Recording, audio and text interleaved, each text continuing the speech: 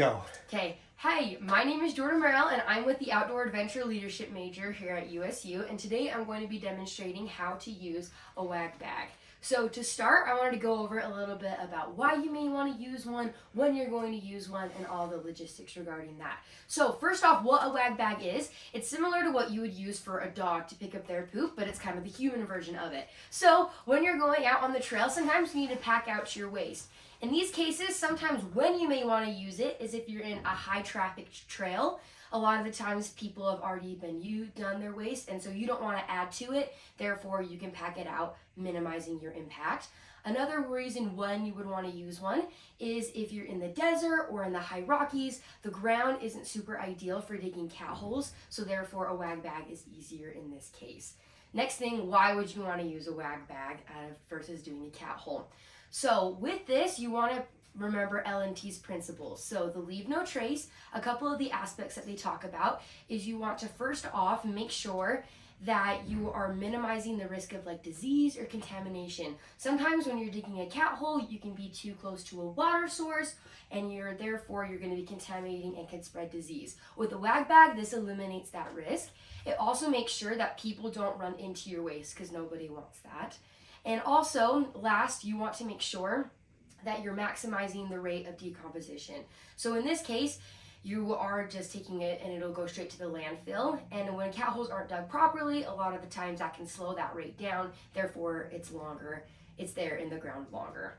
So now we're going to talk about how to use a WAG bag. You can get them at a couple of different places. This is a pretty standard one, and they honestly look pretty much the same. So to start, you're going to tear the seal off on the top, and we're going to look at the contents of it.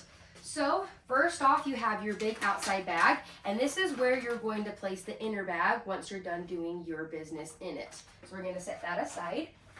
And then this is the inner bag where you'll be going to the bathroom. A lot of the times it'll come with a wipe or sometimes TP. A lot of the times it'll also come with hand sanitizer. It just kind of depends on which one you have. So in this case, we have a wipe and toilet paper. So we're going to set those aside.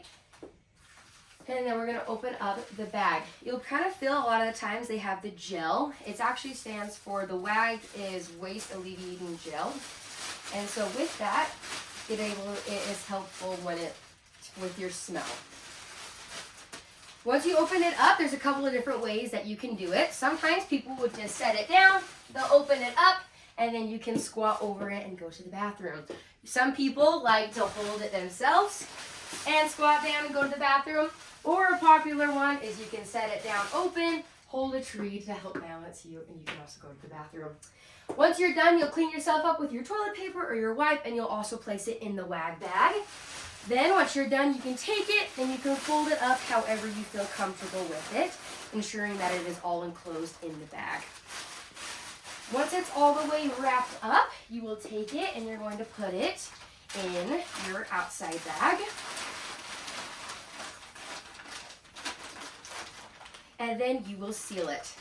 This ensures that you can pack it and that it won't spill anywhere, and if you're worried about it, you can always wrap it in duct tape, put it in another bag, that way you're not worried about it spilling anywhere. The nice thing is with the poop powder in here, it makes sure that the smells are contained in here, so that way you don't have to worry about that.